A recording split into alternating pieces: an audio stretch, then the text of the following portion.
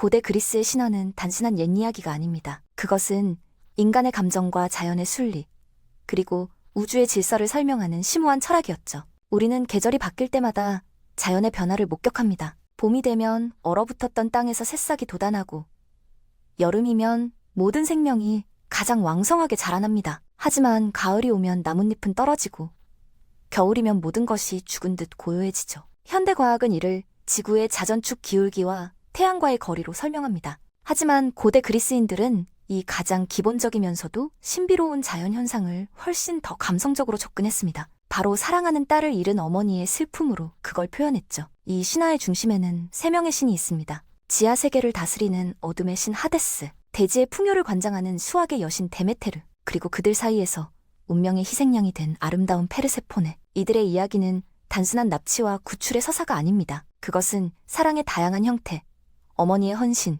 그리고 피할 수 없는 운명에 대한 깊은 성찰을 담고 있죠. 오늘은 계절의 탄생과 관련된 그리스 신화 중 가장 아름답고도 슬픈 이야기, 하데스와 페르세포네의 신화에 대해 깊이 들여다보겠습니다. 티탄 신족과의 장대한 전쟁이 끝난 후 승리한 올림포스의 신들은 새로운 세계 질서를 확립해야 했습니다. 우주는 그들 앞에 펼쳐진 거대한 캔버스였고, 누군가는 그것을 나누어 다스려야 했죠. 가장 강력한 세 형제, 제우스와 포세이돈, 그리고 하데스는 제비뽑기를 통해 자신들의 영역을 정했습니다.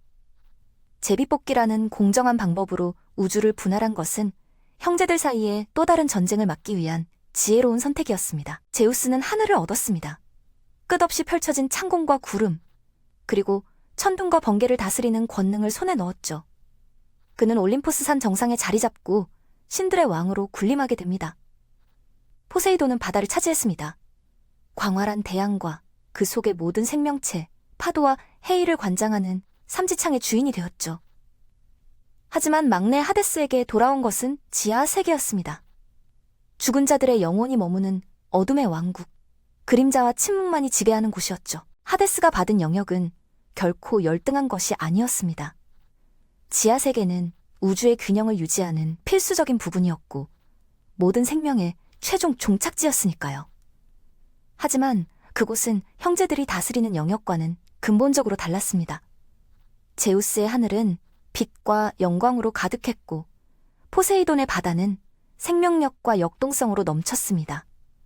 반면 하데스의 지하세계는 영원한 어둠과 고독, 그리고 죽음의 정적만이 존재하는 곳이었죠. 하데스는 자신의 의무를 충실히 수행했습니다. 죽은 자들의 영혼을 심판하고 지하세계의 질서를 유지하며 누구도 함부로 탈출할 수 없도록 감시했죠. 그는 공정하고 엄격한 통치자였습니다. 하지만 시간이 흐를수록 그의 마음속에는 깊은 공허함이 자리 잡기 시작했습니다. 주변에는 말없는 죽은 자들의 영혼뿐이었고, 횃불의 불빛은 동굴벽에 기괴한 그림자만을 드리웠습니다. 멀리서 들려오는 저승의 개 케르베로스의 울음소리는 그의 고독을 더욱 깊게 만들었죠. 지하세계의 왕좌에 앉아있는 하데스는 점점 더 외로움을 느꼈습니다. 그는 강력한 신이었지만 동시에 사랑과 동반자를 갈망하는 존재이기도 했습니다. 형제들은 올림포스에서 다른 신들과 어울리며 연애를 즐기고 사랑을 나누고 웃음을 나눴죠. 하지만 하데스에게는 그런 것들이 없었습니다. 그의 궁전은 웅장했지만 텅 비어 있었고, 그의 권좌는 높았지만 쓸쓸했습니다. 이런 고독한 시간이 계속되면서 하데스는 깨달았습니다. 자신에게 필요한 것은 단순한 동반자가 아니라 진정으로 자신의 곁에서 지하세계를 함께 다스릴 여왕이라는 것을요. 어둠 속에서도 빛을 잃지 않고 죽음의 영역에서도 생명의 기운을 가져올 수 있는 존재. 그는 자신의 영역 곳곳을 살펴보았지만 죽은 자들 사이에서는 그런 존재를 찾을 수 없었습니다. 그의 시선은 지상 세계로 향하기 시작했죠. 그러던 어느 날 하데스는 우연히 지상의 한 들판을 보게 되었습니다. 그곳에는 눈부시게 아름다운 젊은 여신이 있었죠. 그녀는 들판을 거닐며 꽃을 꽂고, 그녀가 지나가는 곳마다 더욱 화사한 꽃들이 피어났습니다. 그녀의 웃음소리는 새들의 지저귀가 어우러졌고, 그녀의 존재 자체가 생명과 순수함의 화시처럼 보였습니다. 그녀의 이름은 페르세포네, 수학의 여신 데메테르의 사랑스러운 딸이었습니다. 페르세포네는 제우스와 데메테르 사이에서 태어난 여신이었습니다. 그녀는 어머니로부터 대지를 풍요롭게 하는 능력을 물려받았고 아버지로부터는 신성한 아름다움을 물려받았죠. 그녀는 올림포스의 신들 중에서도 가장 순수하고 아름다운 여신으로 알려져 있었습니다. 데메테르는 딸을 무척이나 사랑했고 항상 그녀를 자신의 곁에 두려고 했습니다. 페르세포네는 어머니와 함께 들판을 돌아다니며 곡식을 자라게 하고 꽃을 피우고 생명의 기운을 퍼뜨렸죠. 하데스는 페르세포네를 본 순간 강렬한 감정에 사로잡혔습니다. 수천 년간 어둠 속에서 살아온 그에게 페르세포네는 마치 살아있는 빛처럼 보였죠. 그녀의 밝음, 그녀의 생기, 그녀의 아름다움, 모든 것이 그를 사로잡았습니다. 지하 세계의 신은 처음으로 사랑이라는 감정을 느꼈고 그 감정은 그의 차가운 심장에 불을 지폈습니다. 하데스는 페르세포네에게 접근하기로 결심했습니다. 하지만 그는 자신이 처한 상황을 잘 알고 있었죠. 지하세계의 신인 자신이 빛의 여신에게 접근한다면 그녀가 받아들일 리 없다는 것을요. 데메테르 역시 절대로 자신의 소중한 딸을 어둠의 왕국으로 보내지 않을 것이 분명했습니다. 하데스는 고민에 빠졌습니다. 어떻게 하면 페르세포네를 자신의 곁으로 데려올 수 있을까? 결국 하데스는 직접적인 방법을 택하기로 했습니다. 그는 그림자 속에 숨어 페르세포네를 관찰했고 그녀가 혼자 있는 순간을 기다렸죠. 어느 날 페르세포네가 친구들과 떨어져 홀로 아름다운 나르시스 꽃을 꺾고 있을 때였습니다. 하데스는 자신의 신성한 힘을 발휘했습니다. 땅이 갈라지기 시작했고 거대한 균열이 페르세포네의 발밑에서 벌어졌죠. 페르세포네는 비명을 질렀지만 소용없었습니다. 검은 전차를 탄 하데스가 균열 사이로 나타났고 그는 놀란 여신을 낚아채듯 전차에 태웠습니다. 페르세포네는 필사적으로 저항했고 어머니를 부르며 도움을 청했죠. 하지만 하데스의 힘은 너무나 강력했고 순식간에 땅은 다시 닫히며 두 신을 지하세계로 삼켜버렸습니다. 그녀가 떨어뜨린 꽃들만이 들판에 흩어져 있었죠. 지하세계에 도착한 페르세포네는 공포와 분노로 가득 찼습니다. 밝고 화사한 지상세계에서 갑자기 어둡고 음침한 죽음의 왕국으로 끌려온 것이니까요. 하데스는 그녀에게 최대한 예의를 갖추려 했습니다. 그는 자신의 사랑을 고백했고 그녀를 자신의 여왕으로 맞이하고 싶다고 말했죠. 그는 지하세계의 모든 보물을 보여주며 그녀를 설득하려 했습니다. 하지만 페르세포네는 단호했습니다. 그녀는 하데스의 구애를 거부했고 어머니에게 돌아가게 해달라고 간청했죠.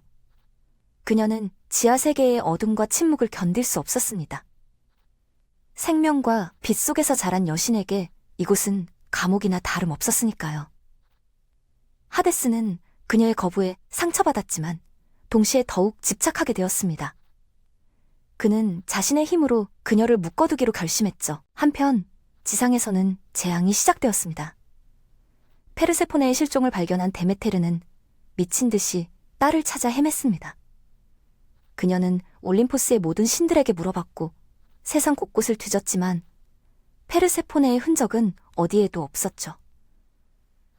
날이 갈수록 데메테르의 슬픔은 깊어졌고 그녀의 슬픔은 곧 세상에 영향을 미치기 시작했습니다. 데메테르의 저주는 즉각 효력을 발휘했습니다. 한창 자라던 곡식들이 시들기 시작했고 과일나무는 열매를 맺지 못했습니다. 풀은 말라 죽었고 꽃들은 고개를 떨구었죠. 대지는 점점 황폐해져 갔고 인간들은 기근에 시달리기 시작했습니다.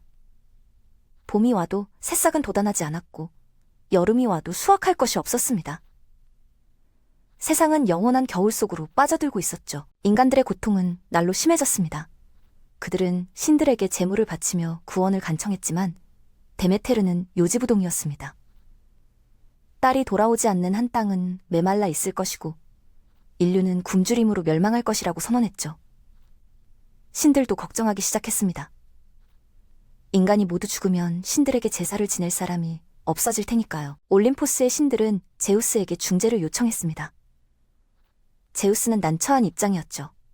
한편으로는 자신의 형제인 하데스의 입장도 이해할 수 있었지만 다른 한편으로는 데메테르와 인간들의 고통도 외면할 수 없었습니다. 더구나 페르세포네는 자신의 딸이기도 했으니까요. 제우스는 결국 결단을 내렸습니다. 헤르메스를 지하세계로 보내 하데스와 협상하게 한 것이죠. 신들의 전령 헤르메스는 지하세계로 내려갔습니다. 그는 하데스 앞에 서서 제우스의 명령을 전했죠. 지상의 상황이 얼마나 심각한지, 데메테르의 슬픔이 얼마나 깊은지 설명했습니다. 그리고 페르세포네를 돌려보내야 한다고 말했습니다. 하데스는 오랫동안 침묵했습니다. 그는 페르세포네를 사랑했고 그녀를 보내고 싶지 않았죠. 하지만 하데스도 상황의 심각성을 이해하고 있었습니다. 제우스의 명령을 거부할 수는 없었고 세상을 파멸시킬 수도 없었죠.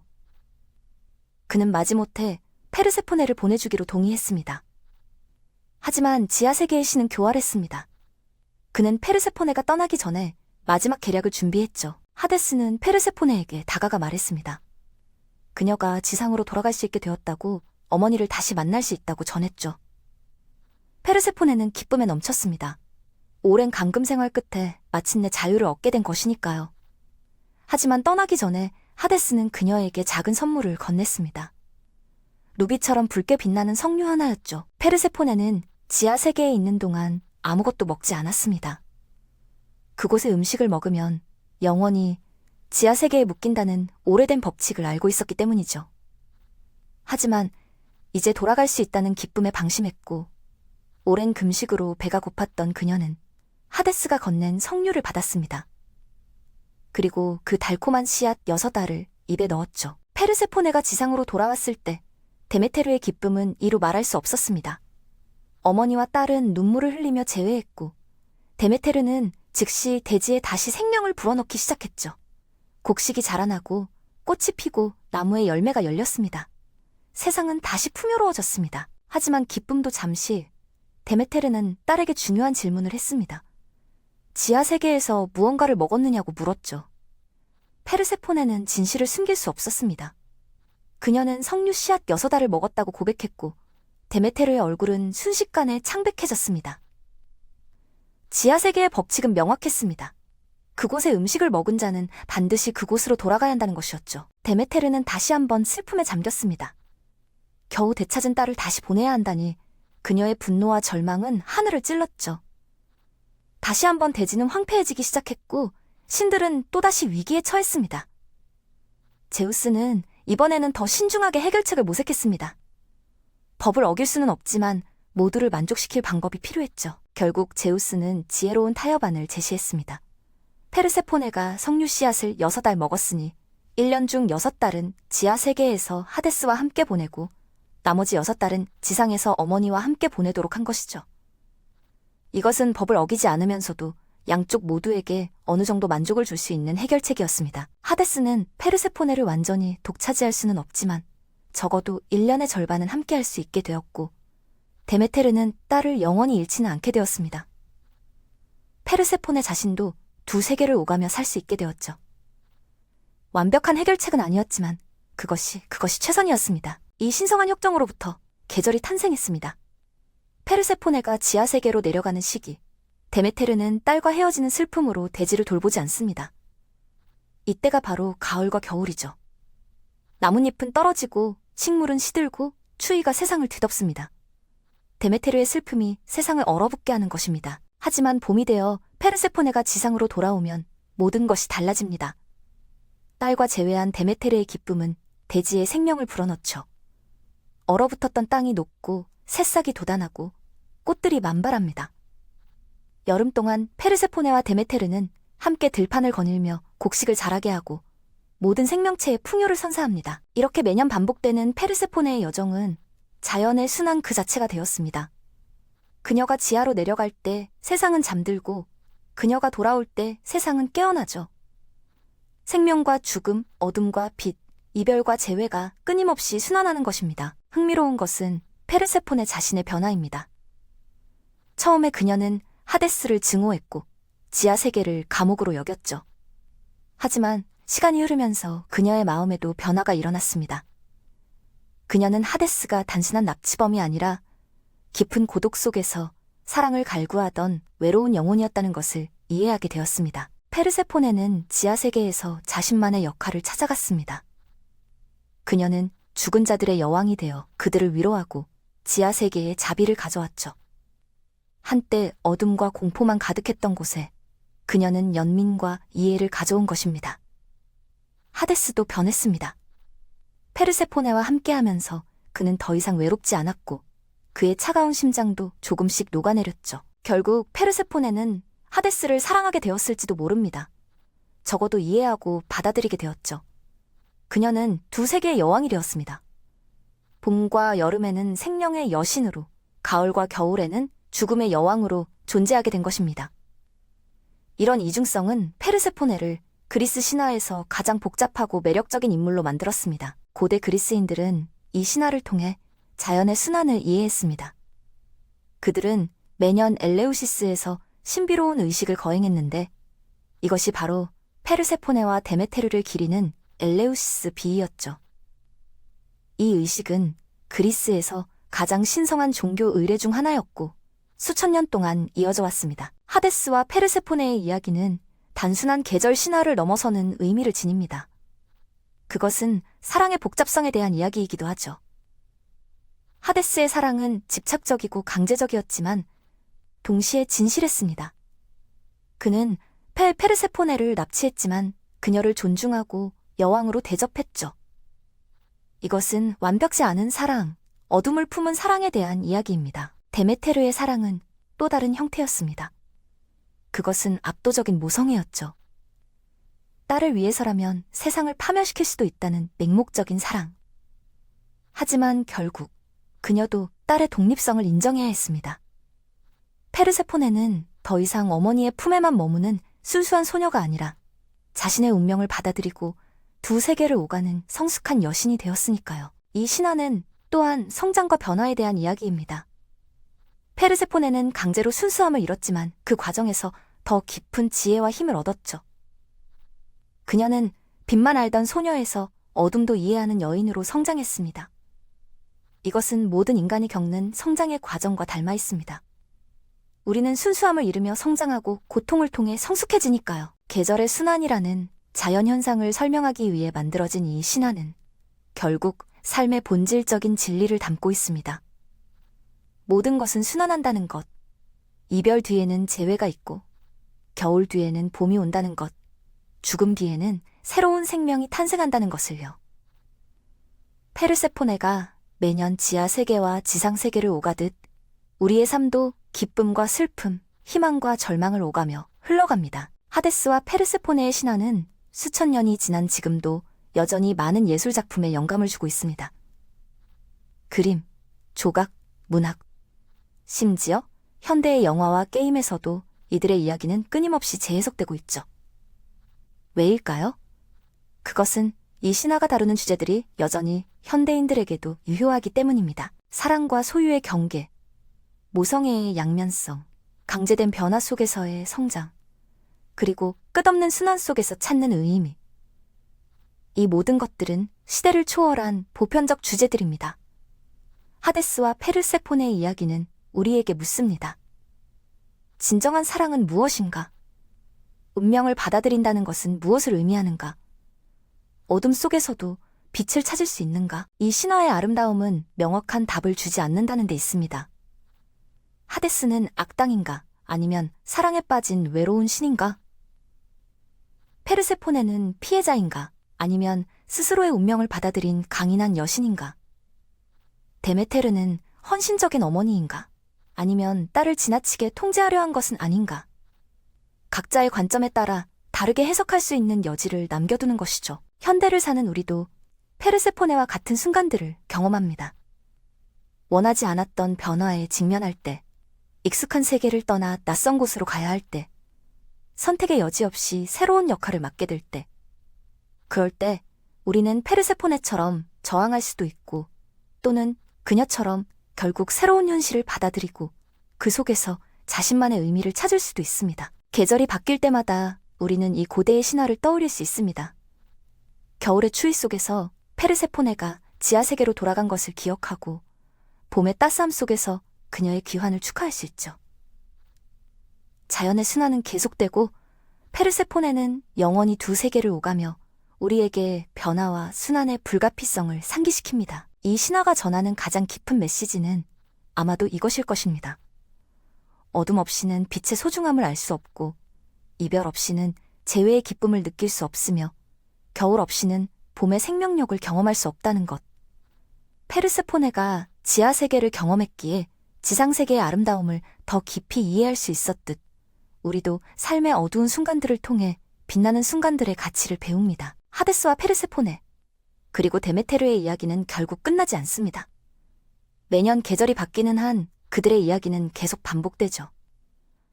페르세포네는 영원히 두 세계 사이를 오가고, 데메테르는 영원히 딸을 기다리며 슬퍼하고 또 기뻐합니다. 이것은 끝없는 순환이지만 동시에 영원한 희망의 이야기이기도 합니다. 겨울이 아무리 길고 춥더라도 봄은 반드시 돌아온다는 약속이니까요. 우리의 삶도 이와 같습니다. 어려운 시기가 있고 외로운 순간이 있고 어둠 속을 헤매는 때가 있습니다. 하지만 페르세포네가 매년 지상으로 돌아오듯 우리의 삶에도 다시 빛이 찾아옵니다. 이것이 바로 고대 그리스인들이 이 신화를 통해 전하고 싶었던 위로가 아닐까요? 모든 것은 지나가고 모든 것은 순환하며 겨울 뒤에는 언제나 봄이 온다는 영원한 진리 말입니다.